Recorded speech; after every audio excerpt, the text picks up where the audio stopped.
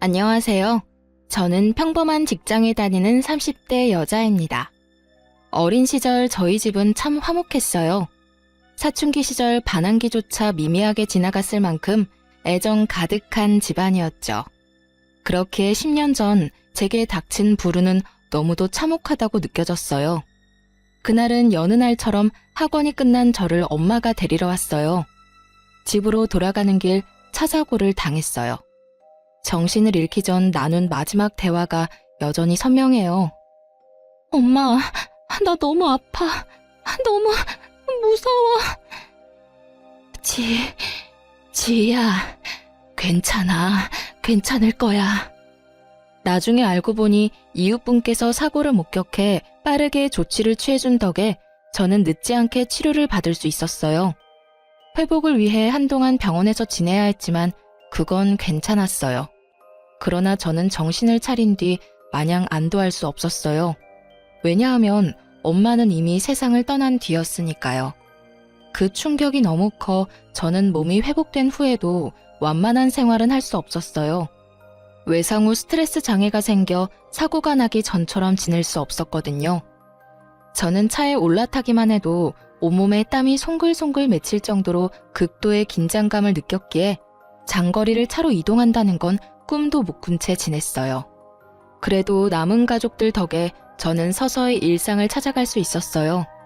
그리고 엄마를 사고로 떠나보낸 지 7년쯤 되었을 때 예비신랑을 처음 만났답니다. 예비신랑이 이직을 해 제가 다니던 회사에 저의 상사로 입사하게 되었죠. 안녕하세요. 김성훈입니다. 앞으로 잘해봅시다. 네, 최지희입니다. 잘 부탁드려요. 지희 씨는 좋겠네. 이렇게 잘생기고 능력 있는 상사도 만나고. 이렇게 멋지고 아름다우신 분들과 함께 근무하게 되어 제가 영광입니다. 팀장님은 평소 남직원의 칭찬을 자주 하던 분인지라 한 귀로 듣고 한 귀로 흘리는 편이었지만 이번만큼은 공감이 가더라고요. 뿐만 아니라 저를 콕 집어 말한 것도 아닌데 예비신랑의 말에 괜히 얼굴이 붉어지기까지 했죠. 아마도 저는 예비신랑을 보고는 첫눈에 반했던 것 같아요. 예비신랑은 당시 제 시선에선 완벽에 가까운 사람이라 생각했어요.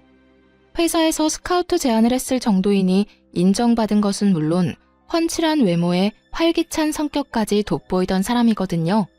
그렇기에 예비신랑은 사내에서 인기가 꽤 있었어요. 지희 씨는 일할 맛 나겠네. 그러게, 자기는 무슨 복이 있길래 굴러들어온 상사가 성우님이니? 배울 점이 참 많은 분이죠. 덕분에 전보다 업무 효율이 많이 올랐어요. 하지만 본의 아니게 저는 여직원들의 질투 대상이 되기도 했어요. 제가 눈에 띄는 편은 아니라 근무하면서 단 한 번도 구설에 올라본 적 없는데 예비신랑의 입사 이후 많은 여직원의 입방아에 올랐거든요. 요즘 이 팀 최주임 얼굴에 웃음꽃이 다 폈더라. 난 그런 모습 처음 봐. 패션은 또 어떻고요? 당장이라도 꼬리칠 기세던데요? 성우님이랑 거의 붙어있다시피 하던데 부러워 죽겠어요. 나중에는 그런 구설수가 예비신랑 귀에까지 들어갔어요. 그때부터였던 것 같아요. 유독 적극적인 태도로 저를 대했던 것 말이에요.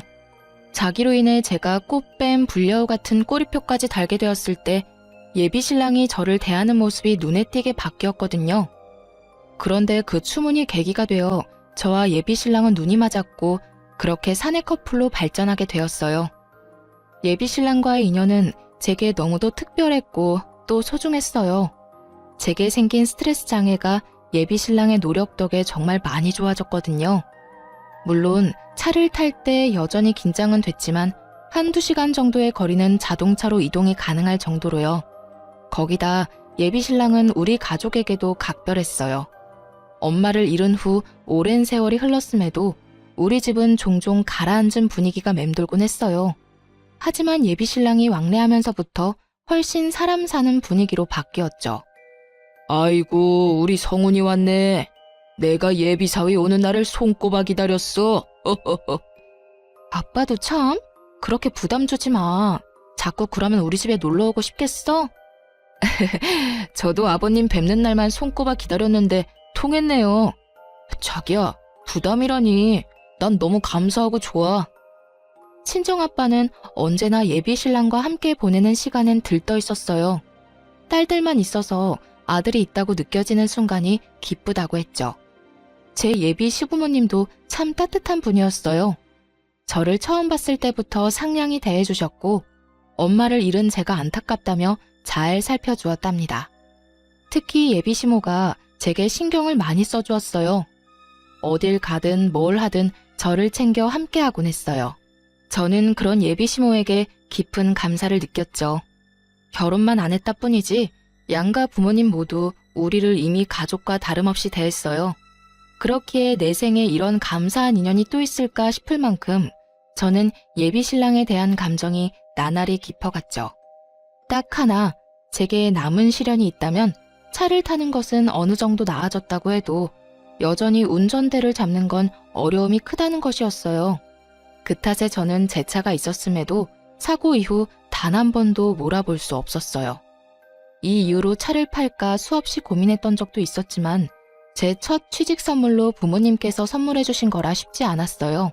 더군다나 그 차는 친정엄마가 직접 골라준 거였거든요. 예비신랑도 제게는 소중한 자동차임을 알고 있었던 터라 저를 대신해 관리를 도맡아 해주었죠.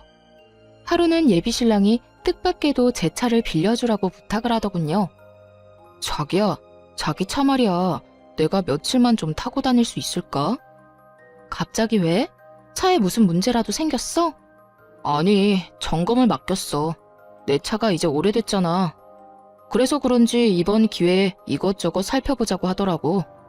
하긴 아버님께서 타시던 차라고 했잖아. 내 차라도 괜찮다면 나는 좋아. 저는 흔쾌히 수락했고 예비신랑이 편히 타고 다니도록 며칠 보험까지 들어주었어요. 길어야 사나흘 타는 정도라고 해도 꼭 필요하다고 생각했거든요. 예비신랑은 큰 부탁을 들어준 게 아닌데도 진심으로 고마워했어요. 그리고 며칠 뒤 차를 돌려받기로 한 날이 되었는데 밤이 다 되도록 예비신랑이 차를 가지고 오지 않는 거예요. 연락도 되지 않아 얼마나 마음 졸였는지 몰라요. 이런 제 마음을 아는지 모르는지 예비신랑은 한참 후인 밤 12시가 훌쩍 넘어서야 연락이 오더군요. 왜 이렇게 연락이 안 돼? 얼마나 걱정했는지 알아? 미안해. 가볍게 저녁만 먹고 파하기로 했던 자리가 갑자기 술자리로 바뀌는 바람에 연락을 바로 못했어. 술? 오빠 지금 어딘데? 운전은 어떻게 하려고 술을 마셔? 술을 마셨다는 말만으로도 불안이 엄습했어요. 워낙 운전에 관한 일이라면 예민하던 저라 감정에 휘말리지 않게 이악 물고 참았어요. 하지만 곧 이어진 예비신랑의 말에 치밀어 오른 화를 주체하지 못했어요.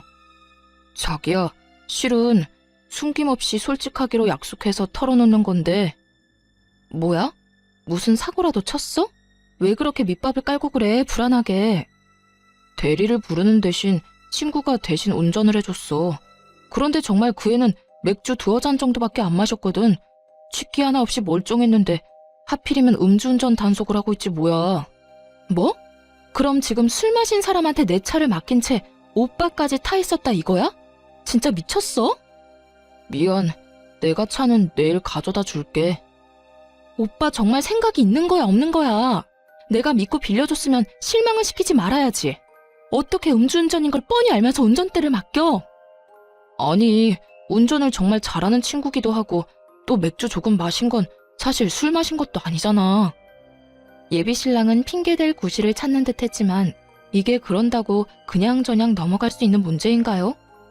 저는 다음날 예비신랑이 우리 집 앞으로 차를 몰고 오자마자 블랙박스 확인을 해보려고 했어요. 그런 저에게 서운하다며 화를 내더군요. 최지, 너 나 못 믿어? 뭘 알고 싶어서 블랙박스까지 확인하겠다는 건데. 못 믿을 행동을 먼저 했잖아. 오빠가 음주운전을 한 건지 확인하려고 그런다 왜? 그리고 왼편 문짝 긁힌 자국 안 보여? 어떻게 된 건지 직접 확인해야 할 거 아니야. 아 그래, 내 친구가 차 빼다가 조금 긁어먹었다. 내가 수리해 줄게. 그럼 될 일을 왜 이렇게 유난이야? 저는 언성을 높인 예비신랑을 뒤로 한 채 블랙박스를 켜 차를 빌려줬던 날부터 살펴보기 시작했어요. 그리고 곧 또 다른 사실을 알게 되었죠. 예비신랑이 제 허락도 없이 차를 그 친구에게 빌려주기까지 했더군요. 알고 보니 자기 차를 정비소에 맡겼다는 것부터 거짓이었어요. 제게 차를 빌릴 구실일 뿐이었던 거예요. 몰래 제 차를 빌려준 것도 모자라 긁어먹고 또 음주운전까지 맡겼던 겁니다. 저는 이 모든 상황에 열이 뻗쳐 예비신랑을 쥐잡듯 잡아댔어요. 정말 너무하다는 생각 안 들어? 나한테 이 차가 어떤 차인 줄 몰라? 빌려주고 싶거든 오빠 차를 빌려주던가. 거짓말까지 치면서 이랬던 이유가 뭔데? 이러면서 뭐? 유난이라고? 자기야, 내가 미안해. 정말 진심으로 잘못했어. 그러니까 진정하고 이야기하자, 응? 나 무시하고 버린 이 상황에 진정 같은 소리 하고 있네. 일은 능력껏 척척 잘도 하는 사람이 이런 사리분별도 못하는 게 말이나 돼? 도대체 왜 이러는 건데 왜? 자기야, 무시라니 절대 그런 것 아니야. 그날 제게 용서를 빌겠다며 음주운전을 했던 그 친구까지 제 앞에 데려와서는 다시는 이런 일 없을 거라고 빌더군요. 거기다 둘이서 책임지고 제 차를 수리해 놓겠다고 약속했죠. 물론 그런다 해도 제 화가 쉽게 누그러지진 않았어요. 다만 이번 일을 통해 예비신랑이 생각을 고쳐먹겠구나 싶었어요. 실로 그날 이후 차에 관련해서는 좀 더 신중하려는 모습을 보여줬어요. 그래서 제게는 하나의 사건이라고 표현해도 될 만큼 문제의 날이었지만 더는 책잡지 않고 넘어가기로 했어요. 그 후 6개월쯤 지났을 때 저희는 양가 부모님께 결혼 허락을 받았고 얼마 지나지 않아 상견례까지 하게 되었어요. 그렇게 본격적으로 결혼 준비를 하기 시작했죠. 그런데 모든 과정에서 어찌나 엄마 생각이 나던지 평소 잘 꾸지도 않는 꿈에 여러 번이나 엄마가 나올 정도로 사무치게 보고 싶더라고요. 그럴 때면 며칠을 감정이 널뛰기라도 하듯 오르락 내리락 요동을 쳤어요. 결혼을 앞둔 사람들은 싱숭생숭한 마음이 들기도 한다던데 그 때문이라 여기며 저 스스로 다독여가며 그렇게 결혼 준비를 이어갔죠. 하루는 친언니를 도와 조카들을 놀아주며 시간을 보냈어요. 간만에 누리는 여유라는 생각에 기분이 들떴어요. 그런데 친언니가 툭 던진 몇 마디에 깊은 고민에 빠졌습니다. 지희 너 아직 운전할 생각 없어? 갑자기 그런 건 왜 물어? 언니도 알잖아. 나 아직 운전은 무리라는 거. 그래도 결혼하면 금방 아이도 생길 텐데 괜찮겠어? 꼭 운전해야 할 필요는 없는 거 아니야? 애엄마라고 다 운전하는 것도 아니고 말이야. 꼭이라기보단 엄마가 운전할 수 있다는 게 육아엔 정말 큰 도움이 되거든. 언제가 됐든 운전할 마음이 조금이라도 있는 거면 지금부터 연습해보는 건 어떨까 싶어. 친언니의 말을 부정할 수는 없더라고요. 친언니뿐 아니라 주변에서도 운전하는 엄마들을 심심찮게 볼 수 있으니까요. 더군다나 남편이나 저나 적은 나이는 아니니 1년 정도만 신혼을 즐기고 바로 아이를 낳고 싶었어요. 그러니 친언니의 말에 절로 동요되었죠. 고심 끝에 저는 운전대를 잡아보기로 결정했어요. 못한다고 안 하면 평생 끝내지 못한 숙제로 남을 것 같았거든요. 그래서 친정아빠에게 운전 연수를 부탁했어요. 아빠, 나 운전 연습을 시작하려는데. 그게 정말이야? 그래, 이제 용기 내서 도전해봐야지. 잘 생각했다. 그치? 그래서 말인데 아빠가 좀 도와줘요. 잘 생각했다고 격려하던 아빠는 도와달라는 말에 적잖게 놀란 듯 보였어요. 말까지 더듬으며 말을 이었죠. 내가? 전문가한테 배우는 게 어떨까? 안전을 최우선으로 생각해야지. 아빠랑 몇 번만이라도 같이 연습해보고 자신감 조금 붙으면 그땐 학원 등록해서 연습할게. 제발, 응? 운전대를 잡는다는 생각만으로도 입이 바싹바싹 마르는데 낯선 사람을 옆에 태우고 운전을 한다는 건 제게는 아직 너무도 큰 어려움 같았어요. 그래서 무사고 경력 30년이 넘은 아빠의 도움이 절실했습니다. 그러다 보니 결혼을 앞둔 이 나이에 철부지처럼 졸라댔네요. 운전으로는 아빠도 베테랑이지 않느냐며 말이에요. 자식 이기는 부모 없다더니 저희 아빠도 제 부탁에 결국은 응해주었어요. 그렇게 주말에 2시간씩 제 차로 연습을 하기로 했답니다. 드디어 첫 운전 연습을 앞둔 전날 밤, 생각만으로도 긴장이 되어 한참이나 뒤척이다 잠이 들었어요. 그 탓인지 저는 꿈까지 꾸게 되었는데요. 그 꿈에는 이전에 왕왕 나오던 친정엄마가 평소와는 다른 모습으로 나왔어요. 다급하고 불안한 표정으로 무슨 말을 하고 싶은 건지 소리도 나지 않는데 연신 입을 뻐끔거리며 말을 하는 거예요. 엄마, 뭐라고? 소리를 내서 말을 해봐. 하나도 안 들려. 꿈속에서 제가 엄마를 등지고 몸을 돌리려는 그때 엄마가 제 손목을 확 잡아 끌며 소리쳤어요. 안 돼! 안 돼! 그 차는 안 돼! 저는 그 순간 번뜩 눈이 떠져 잠에서 깼어요. 결국 운전 연습을 하기로 한 날 아침, 찜찜한 마음에 친정아빠에게 연습을 미루자고 한 뒤 레커차까지 불러 제 차를 정비소로 옮겼습니다. 예비신랑은 주말엔 늦잠을 자는 편이라는 걸 알기에 제 꿈 때문에 쉬는 사람에게 이런 부탁을 하고 싶지는 않더라고요. 다행히 정비소에 도착하자마자 제 차를 점검받을 수 있었어요. 그런데 차를 맡긴 지 1시간도 채 되지 않아 정비사에게 연락이 왔고 저는 정비사의 말에 기함했습니다. 차주님, 이거 차가 완전 엉망진창인데요. 수리하려면 장난 아니겠어요. 네? 그게 무슨... 제 차랑 다른 차가 헷갈리신 거 아니에요? 지금 우리 정비소에 있는 차락은 차주님 차뿐인데 헷갈릴 거 뭐 있어요? 그나저나 이 차로 운전 연습을 나갔다간 다시는 운전대 잡을 일조차 없을 뻔했어요. 점검 맡기길 천만다행이지. 저는 정비사의 말이 전혀 이해가 가질 않았어요. 최근에 예비신랑에게 빌려준 것 말고는 차에 올라타 본 적도 없는데 사고라니요. 무슨 말씀을 하시는 건지 도통 이해가 안 되네요.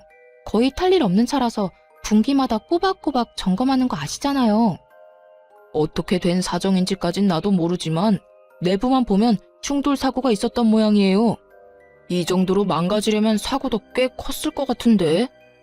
그 말을 듣는 순간 불현듯 떠올랐던 때가 있었어요. 사실 예비신랑이 갑작스럽게 입원했다며 연락이 왔던 적이 있거든요. 저는 정비사에게 양해를 구해 전화를 끊은 뒤 곧장 예비신랑에게 찾아갔어요. 잠이 덜 깼는지 부스스한 몰골로 현관을 열어주더군요.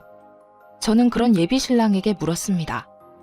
오빠, 입원했던 이유가 뭐라고 했었지? 갑자기 찾아와서 무슨 소리를 하는 거야. 태어난 지가 언젠데 그런 걸 물어. 내 차 말이야. 오늘 정비소에 맡겼는데 내가 이상한 소리를 들었어. 뭐? 갑자기 정비소에 차를 왜 맡겨? 그걸 어떻게 정비소까지 가지고 갔는데? 예비신랑은 제 차 얘기가 나오자마자 잠이 번뜩 깨는지 놀란 토끼 눈이 되어서는 묻더라고요. 저는 화를 누른 채 정비소에서 들은 이야기를 꺼냈어요. 하지만 예비신랑은 자신이 아니라며 어찌나 잡아떼던지 입원했던 걸 몰랐다면 깜빡 속을 정도였다니까요. 왜 맡겼는지는 중요한 게 아니야. 내가 사장님한테 이상한 소리를 들었어. 차 상태가 안 좋다는데 오빠 뭐 아는 거 없어? 차가 어디가 어떻게 이상하다는데? 설마 너 날 의심하는 거야? 응. 오빠 말곤 내 차를 타는 사람도 없고 오빠만큼 내 차를 잘 아는 사람도 없으니까. 내 차가 사고 차량 같다는데 어떻게 된 거야? 내가 그걸 어떻게 알아? 사고 차량이라니 말도 안 되잖아. 그리고 내가 이런 의심이나 받자고 그동안 널 대신해서 관리해준 줄 알아? 이런 대우나 받자고 내가 신경 써준 줄 아냐고. 솔직하게 먼저 털어놓았다면 좋았을걸. 끝까지 잡아떼고 억울하다는 듯 말하는 예비신랑의 태도에 저는 참을 수 없었어요. 혹시나 하는 마음에 정비사와 나눈 통화 내용을 녹음해뒀는데 그걸 이렇게 쓰게 될 줄은 정말 몰랐네요. 저는 예비신랑을 한참 노려보다가 말없이 녹음해뒀던 파일을 재생시켜 들려주었어요. 이래도 억울한 척, 모른 척 할 거야? 운전대도 못 잡는 내가 사고를 냈을까? 빨리 바른 대로 말해. 지희야, 미안해. 정말 계속 숨기려던 건 아니었어. 수리비가 너무 많이 든다고 해서. 그런데 전체 수리할 돈은 없어서 어쩔 수 없었어. 오빠의 안일함으로 인해 오늘 어떤 일이 생길 뻔했는지 알아? 예비신랑은 그제야 모든 걸 인정한 듯 털어놓기 시작했어요. 저 모르게 차를 몰고 나간 적이 있는데 그때 사고를 당했다고요. 입원했던 것도 전부 그 사고 때문이었다면서요. 당시 제 차가 없어졌다는 사실을 뒤늦게 알게 되어 예비신랑에게 물어봤었는데 그때는 점검일이 다가와 미리 제 차를 가져가 자신이 아파트 단지에 세워뒀다고 했어요. 급작스럽게 입원하게 되어 말을 못했다고요. 저는 바보처럼 그 말을 그대로 믿었네요. 이런 비밀이 숨겨져 있던 건 줄도 모른 채 말이에요. 하지만 여전히 풀리지 않은 의문이 하나 있었어요. 바로 자동차의 외관은 너무도 멀쩡했다는 거죠. 저는 혹시나 하는 마음으로 예비 신랑에게 물었어요. 외관은 평소랑 다를 게 없었어. 그래서 사고가 났을 거란 생각도 못했고. 어떻게 된 거야? 외관만 먼저 수리했어. 다음 달에 보너스 나오면 그때 내부 수리도 할 예정이었고. 너는 운전을 못하니까 그 사이에 무슨 일이 생길 거라는 생각은 못했어. 그러니까 지금 오빠 말은 나를 속이기 위해서 외관 수리만 먼저 했단 거야? 내가 정말 이 일을 끝까지 모를 거라고 생각하고? 진짜 오빠가 나한테 어떻게 이래? 실로 꿈에서 엄마가 나와 차에 대해 암시해주지 않았더라면 이번은 엄마의 뒤를 이어 저와 친정아빠가 상을 치렀을지도 모른다는 생각에까지 이르자 온몸에 소름이 끼쳤어요. 그렇기에 저는 더욱 분노를 참을 수 없었어요. 제가 차를 몰고 나갈 일이 없다고 이런 일을 비밀로 한다는 게 맞는 건가요? 어떤 일이 생겼을 땐 자신이 저지른 일에 대해 솔직히 털어놓고 용서를 구하는 게 먼저 아닌가요? 저는 예비 신랑을 향한 실망감에 언성까지 높이며 화를 냈어요. 그런데 제게 미안함을 내비치던 예비 신랑은 제가 쏟아내는 분노에 얼굴이 점점 굳어갔어요. 그러더니 결국 제게 상처까지 안겨주었습니다. 그러니까 네가 얼마나 놀랐을 줄 아니까 내가 계속 미안하다고 했잖아. 무릎이라도 꿇고 싹싹 빌어야 해? 아니면 계속 내가 네 눈치라도 보고 있어야 해? 그래야 기분이 좀 풀리겠어? 어? 뭐? 오빠는 내가 화내는 게 거슬려? 그럼 내가 화낼 일을 애초에 만들지 말던가. 아무것도 모르고 내가 원래 계획대로 아빠와 운전 연습이라도 했어봐. 그래, 그건 계획이었던 거고 어머님께서 꿈에서 알려줘서 사고 없이 잘 넘어갔잖아. 그럼 다행인 거지. 이렇게 전후 사정 다 털어놓은 나한테 화만 내고 있을 필요가 있어? 내가 이 사실을 미리 알게 돼서 망정이지. 몰랐으면 나나 아빠나 이미 이 세상 사람이 아니었을지도 모르는데 그런 말이 나와? 내가 화내는 것만 기분 나쁘냐고. 아니, 그래서 누가 사고 났어? 어? 그런 것도 아닌데 왜 오버야? 미안한 마음 싹 사라지게 왜 이렇게 성질나게 하냐 넌? 점점 뻔뻔하다 못해 못나게 구는 예비신랑의 언행에 정이 다 뚝뚝 떨어졌어요. 말로는 안 되는 사람이란 걸 온몸으로 느꼈기에 지금의 제 감정을 딱 10분의 1만큼이라도 느끼게 해주고 싶어졌어요. 그래서 예비신랑의 삐까뻔쩍한 차로 다가가 사이드미러를 아작냈어요. 예비신랑은 외제차를 몰았는데 워낙 차를 좋아해 공들여 관리했죠. 적잖게 놀랐는지 급히 뛰어와 저를 뜯어말리며 노발대발했어요. 너 진짜 미쳤어? 지금 내 차에 뭐 하는 짓이야? 너 이거 수리비가 얼만 줄은 알고 이러는 거야? 내가 알게 뭐야? 너도 한번 당해봐. 이거 놔. 이거 안 놔? 이 정신 나간 게 너 같으면 놓겠냐? 이런 식으로 복수하는 거야 뭐야? 너 원래 이렇게 무식한 애였어? 질리게 왜 이래? 무식? 나도 일자 무식한 너랑은 미래를 약속할 가치도 없어. 당장 파혼해. 당장. 저의 파혼 선언에 예비 신랑이 벙찐 틈을 타 그의 손을 뿌리치고는 그 길로 택시까지 잡아타고 예비 시댁으로 향했습니다. 갑작스러운 제 방문에 예비 시댁 식구들은 꽤 놀란 듯 보였어요. 네가 연락도 없이 무슨 일이니? 급한 일이라도 있는 거야? 어머님, 아버님, 저 오빠와 파혼하겠습니다. 이 말 하러 왔어요. 이게 다 무슨 소리야? 너희 싸웠냐? 지희야, 파혼이라니? 결혼 앞두고 왜 이러니? 저는 더 할 말 없어요. 정 궁금하시면 오빠한테 직접 물어보세요. 제 의사를 표명한 뒤 예비 시댁을 나서기 위해 현관을 향해 걸어가는데 예비 시부모님께서 다급히 일어나서는 저를 붙잡았어요. 그 이유는 예비 신랑에게 전해 들은 바도 없고 또 이리도 무례한 태도로 파혼까지 운운했다는 거였어요. 그런 말을 쏟아내는데 어찌나 밉던지 저는 욱하는 마음에 소리치고 말았습니다. 지희 너 우리 무시하니? 파혼이 애들 장난이야? 이유를 말해야 우리도 생각이란 걸 해볼 것 아니야? 애들 장난이 아니니까 하겠다는 거예요.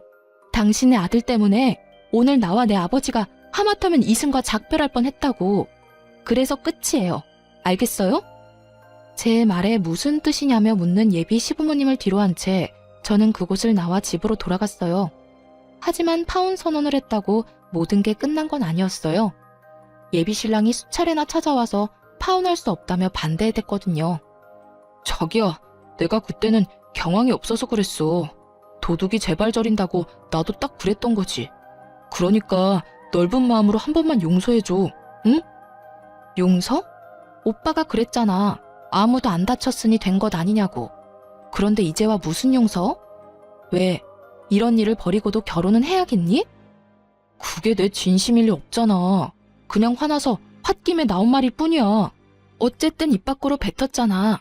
물과 말은 주워 담을 수 없단 거 몰라? 그만 찾아와. 나 오빠랑 더 할 말 없어. 예비 신랑에게 찾아오지 말라고 하자 나중에는 예비 시모까지 저를 찾아와 설득하려 했어요. 하지만 좋은 관계였을 때만큼 저를 위하진 않으시더군요. 지희야, 우리가 좀 돈독했니? 나도 다 이야기 들었어. 네가 얼마나 놀랐겠니? 어떤 마음이었을지 충분히 이해한다. 내가 그 사실 알고 아주 혼쭐을 냈어. 그러니 이만 노여움 풀어주렴. 이게 혼 좀 낸다고 나아지는 문제는 아니잖아요. 어머님, 오빠는 저를 기만했고 그로 인해 큰일을 치를 뻔했어요. 그런 오빠를 제가 뭘 어떻게 믿고 살라는 말씀이세요? 원래 남자들이 철이 좀 없지 않니? 다른 남자들이라고 안 그러는 게 아니란 말이야. 그리고 청첩장까지 다 돌린 이 시점에서 돌연 파혼이라니. 그건 하객들에 대한 예의가 아니지. 또 네 사사로운 감정 하나 맞춰주겠다고 우리 집안이 개망신 당할 순 없지 않니? 저는 망신을 운운하며 한 말에 열이 확 받았어요.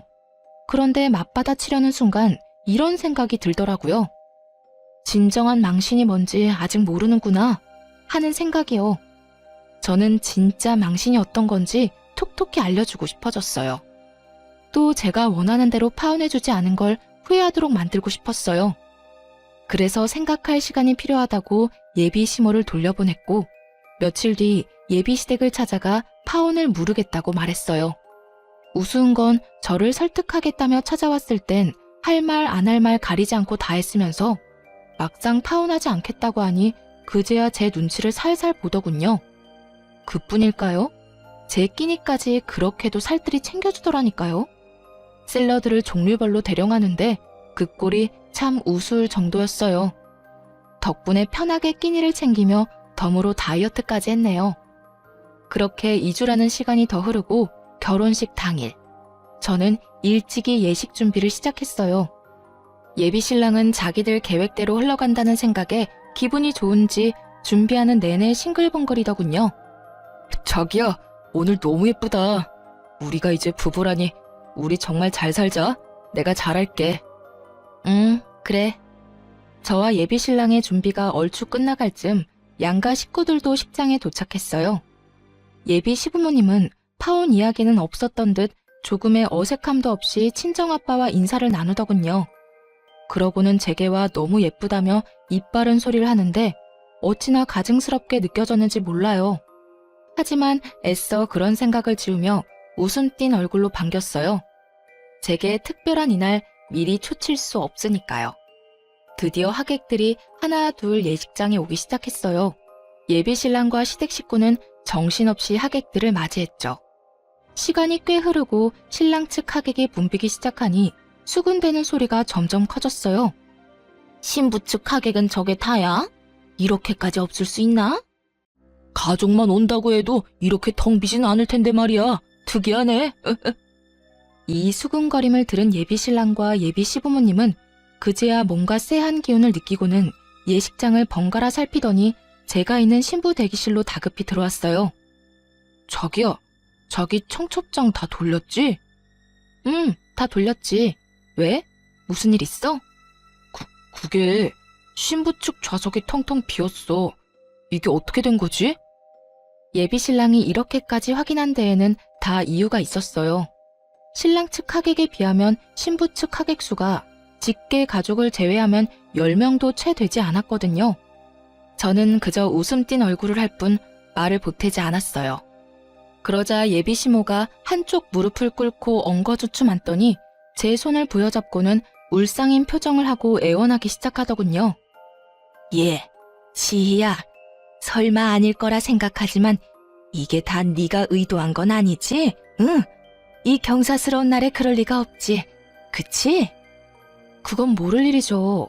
어떤 의도를 말씀하시는지 모르겠지만 뭐든 장담할 수 있는 일은 없으니까요.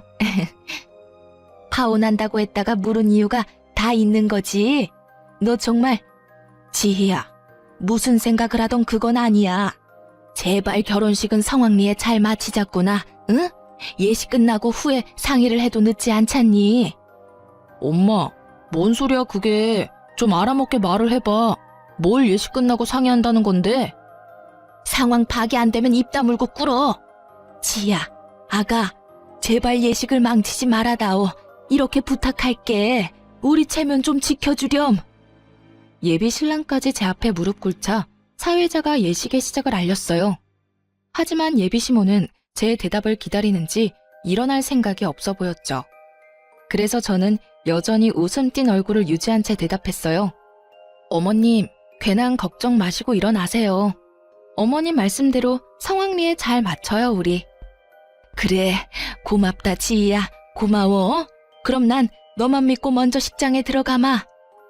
제 말에 안심이 됐는지 예비 시모는 예비 시부와 함께 호란으로 향했어요. 예비 신랑은 도대체 무슨 상황인 줄 모르겠다며 고개를 절레절레 흔들더니 곧 직원의 안내에 따라 자신의 위치로 돌아갔죠. 그렇게 모든 준비가 끝나고 제 파혼식은 시작되었습니다. 결혼식 순서에 맞춰 저는 순순히 응했어요. 그리고 신랑 신부의 혼인 서약 순서, 신랑은 씩씩하게도 서약서를 낭독하더군요. 곧 제 차례가 되었고 저는 혼인 서약 대신 파혼 선언을 했어요. 이 자리를 빌려 꼭 하고 싶은 말이 있습니다.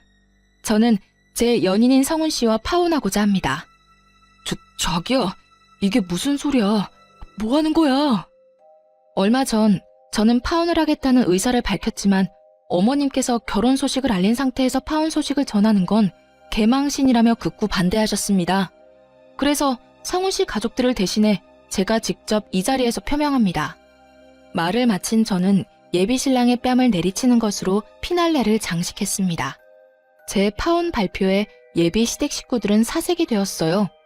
뒤늦게 정신 차린 예비 시모는 뭔가 잘못된 거라며 고래고래 소리쳤지만 신랑 측 하객들은 하나 둘 자리를 떴어요. 예비 시모는 이럴 순 없다며 땅을 치며 한탄했지만 이미 늦은 후였죠. 저는 그 사이 예비 신랑에게 예식 비용 청구서까지 집어던지고는 유유히 예식장을 나왔네요. 사실 예비 시부모에게 파혼하지 않겠다고 이야기한 날 오전, 저는 모든 하객에게 파혼하게 되어 결혼식이 무산되었음을 미리 알렸어요. 그 후 정말 친한 친구에게만 파혼식에 자리를 좀 채워달라고 부탁했던 거였어요. 그래야 모양새가 그럴싸할 테니까요. 홀가분한 마음으로 집에 돌아오니 그제야 전화가 불나게 왔어요. 하지만 저는 가족들에게 상황을 알리고 전원을 꺼버렸어요. 그러자 다음날 전 남친은 저의 집까지 찾아왔더군요. 문을 열지 않으면 부수고 들어올 기세로 제 이름을 고래고래 부르며 행패를 부렸어요. 저는 이제 정말 관계의 종지부를 찍기 위해 맞섰죠. 남의 집에 찾아와서 곱게 기다릴 것이지 왜 무식하게 행패야 행패는. 내가 오빠 무서워서 문 걸어 잠그고 모르쇠 할까봐? 야, 내가 그렇게 비위 맞추면서 잘해줬는데 결혼식을 그딴 식으로 망쳤어야 했냐? 네 막장 연극 때문에 우리 가족은 창피해서 이제 어디 다닐 수가 없게 생겼다고. 알아? 그러게, 내가 우리 관계 끝이라고 파혼하자 할 때 인정하고 좋게 끝냈으면 그런 일도 없었겠지. 오빠도 오빠네 식구도 나를 쥐락펴락하려다 그 꼴 난 거라는 걸 아직도 몰라? 또 내가 명예훼손으로 신고할 거야. 어디 언제까지 큰 소리 칠 수 있는지 한번 보자고. 어디 할 수 있으면 해봐. 나도 오빠 성괴죄로 고소하면 그만이야. 맞고소 당하고 싶으면 해봐. 해보자고. 뭐? 성괴죄? 타지도 못하는 차 좀 망가진 걸로 찌질하게 왜 이래 진짜. 그깟 차 수리비 주면 될 거 아니야, 주면. 내가 저번에도 말했지. 보너스 나오면 고쳐준다고. 괜히 트집 잡을 거 없으니까 차 들먹이는 거 누가 모를 줄 아냐? 전 남친은 제가 맞고소 이야기를 하고부터 분개에서는 입에 담기 거북한 말들까지 쏟아냈어요. 하지만 저는 아랑곳하지 않고 태연스럽게 말했어요. 차 들먹인다는 소리에서 하는 말인데 10년 전에 지금 같은 교통법이 있었다면 너 같은 자식은 방조죄로 처벌받았을 텐데 참 아쉬워. 그치? 그건 또 무슨 말도 안 되는 소리야? 내가 방조죄로 처벌받을 일이 뭐 있다고 정신 나간 소리까지 짓거리는 건데 너 진짜 돌았냐? 제 말의 의미를 모른 채 광분에서는 오만상을 하고 난리를 쳤어요. 저는 그런 전남친의 꼴 같자는 모습을 봐줄 수 없더군요. 그래서 조용히 핸드폰을 꺼내들고는 한 파일을 재생시켰어요. 금방이라도 저를 어떻게 할 것처럼 위협적이던 표정과 행동이 일순간 사그라들더니 곧 전남친의 낯빛이 창백해졌어요. 네가 이걸 어떻게 가지고 있어? 세상에 평생 가는 비밀이 어딨겠어. 이래서 나쁜 짓 하고 못 사는 거야.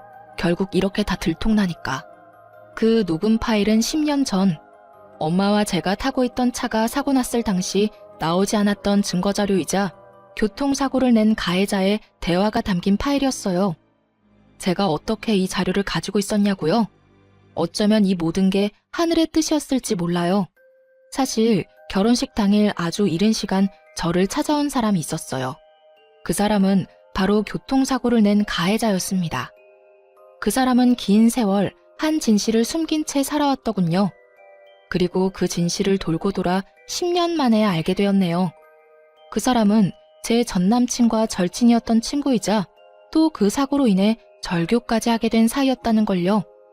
전남친의 친구는 예식 준비를 하는 제게 전남친이 없는 틈을 타 다가와서는 대뜸 이렇게 말했어요.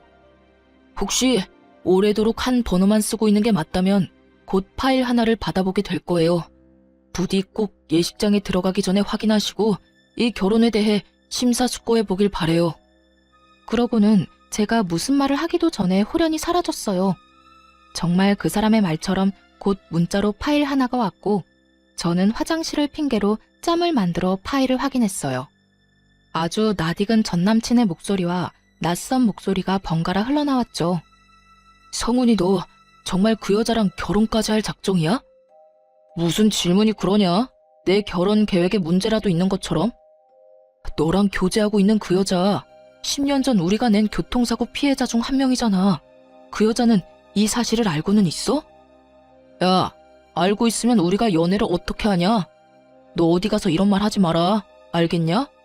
그리고 우리라니 난 그냥 네 옆에 앉아있었을 뿐이잖아. 말 조심해. 야, 말은 똑바로 해야지. 그때 네가 장난친다고 핸들을 오른쪽으로 잡아당기는 바람에 충돌한 거 잊었어?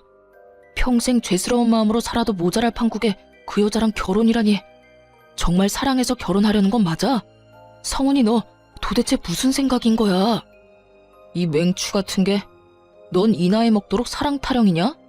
걔 엄마 앞으로 돈이 꽤 나왔는데 자식들한테 그 돈을 분배해줬더라고. 근데 내 여친이 재테크로는 기가 막히거든. 벌써 그 나이에 재테크로 모은 돈이 장난 아니야. 그러니 내가 과거 운운할 여유가 있겠냐? 무슨 수를 써서든 잡아서 내 옆에 앉혀놔야지.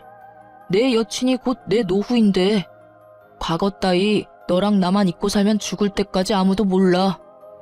네, 제가 당한 교통사고의 원인은 바로 전남친의 장난 때문이었어요. 핸들만 당기지 않았어도 아찔한 상황이 생겼을진 몰라도 제 엄마의 목숨까지 앗아가는 큰 사고는 면했을지도 모를 일이었던 거죠. 거기다 저와 결혼하려는 이유가 제가 모은 재산 때문이었다뇨. 엄마에게 배운 경제관념이 만들어준 지금의 저, 아니 그런 제가 모은 돈이라는 배경 때문에 사고 피해자라는 걸 알고도 묵인했고 또 결혼까지 결심했다니. 전남친은 제가 만난 사람 중 가장 사악하고 끔찍한 악마처럼 보였어요. 그래서 그 자리에서 전남친의 멱살을 잡아채 막무가내로 흔들며 난리를 쳤죠. 넌 사람도 아니야 이 자식아. 어떻게 내가 네가 동승했던 차에 치인 피해자라는 사실을 알고도 여태 모른 척하고 나와 내 가족을 속일 수 있어? 이건 오해야. 아니 모함이라고. 내가 저런 말을 했을 리 없잖아. 그럼 오빠 목소리와 똑같이 흘러나오는 저 사람은 뭔데? 뭐냐고. 아니라고 부인을 하려거든 좀 정성스럽게라도 하던가. 저는 한참을 전남친에게 막말을 퍼부었어요. 그래도 분이 풀리지 않아 친정 식구와 전 예비 시모에게 꼭 밝힐 일이 있으니 당장 제 집으로 와달라 연락까지 했어요. 친정아빠와 전 예비 시댁은 다 근거리였던 터라 모두 한 곳에 모이는 데까지 시간은 얼마 걸리지 않았어요.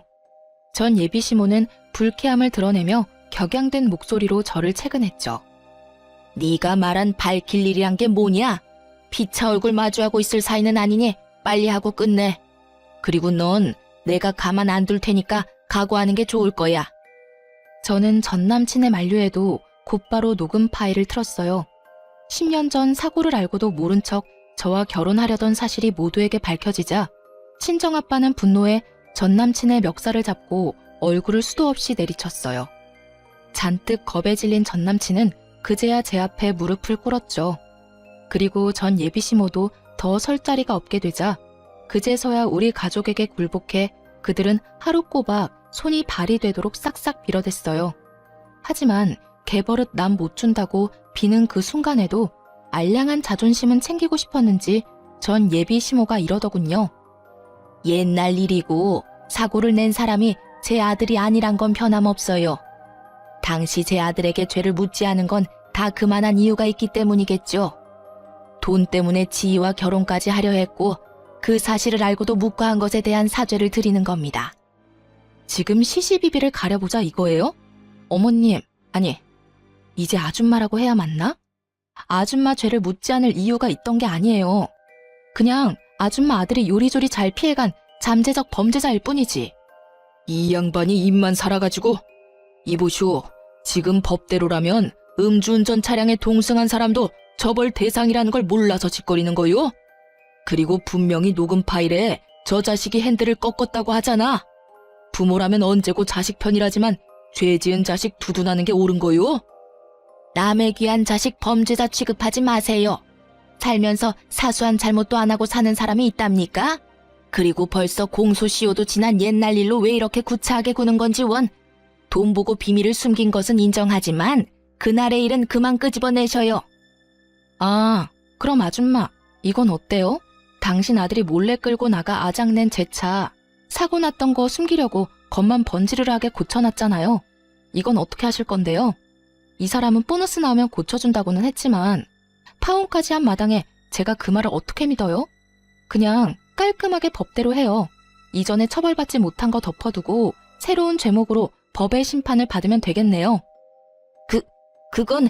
그건 우리가 당장이라도 변상할게. 지희야, 법이라는 게 합의가 되지 않았을 때 필요한 거잖니? 너만 괜찮다면 우리가 주마. 새 차를 바꾼다면 그 값만큼 전부 줄게. 제발 다 끝난 마당에 지저분하게 헤어지진 말아주렴, 응? 제가 지금 수리비가 없어서 이래요? 그 차는 제게 정말 소중하다고요. 10년 전 떠나보낸 엄마와의 추억이 깃든 거라고요. 그런데 당신 아들이 다 엉망으로 만들었다고. 그걸 책임지란 말이야, 그걸. 미안하다. 그건 정말 미안해. 내가 어떻게 해주면 되겠니? 법적으로 하겠다고 무섭게 굴지만 말아주렴. 부탁이야. 내 아들 파혼까지 당한 마당에 더 꼬이게 할 순 없잖니? 그제야 전 예비 시모는 파혼당한 것을 순순히 인정했어요. 더 문제 삼지 못한 것 뿐이겠지만요. 그리고 더 나아가 전 남친이 망가뜨린 제 차에 대해 기존 수리비의 5배의 비용을 물어줘야 했어요. 제가 법대로 하자고 할까봐 먼저 발벗고 나서기까지 하더라고요.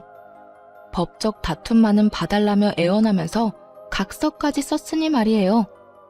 겉모습만으로는 상대를 파악하기 어렵다는데 훤칠하고 능력 있는 전 남친의 모습에 빠져 이 사달이 날 때까지 콩깍지가 씌었었구나 하는 생각마저 드네요. 지금은 파혼한 지 1년 반이라는 시간이 훌쩍 지났어요. 1년 전만 해도 전 남친의 소식이 심심찮게 들렸답니다. 우리의 파혼을 계기로 동창들 사이에서 돈 보고 결혼하려다 덜미가 잡힌 파렴치한이 된 듯 하더라고요. 제게까지 그 소문이 전해진 걸 보면 아마 전 남친은 동창회에는 얼굴 들고 다니진 못하지 싶어요. 그 소식을 마지막으로 전 남친에 관한 소식은 끊겼어요. 다시는 마주칠 일이 없길 바랄 뿐이죠. 꽤 긴 시간이 흐른 지금 저는 운전을 꽤 잘하게 되었어요. 파혼 사건을 계기로 엄마가 늘 우리 가족을 곁에서 살펴주고 있다는 것을 실감하게 되어 용기가 많이 났거든요.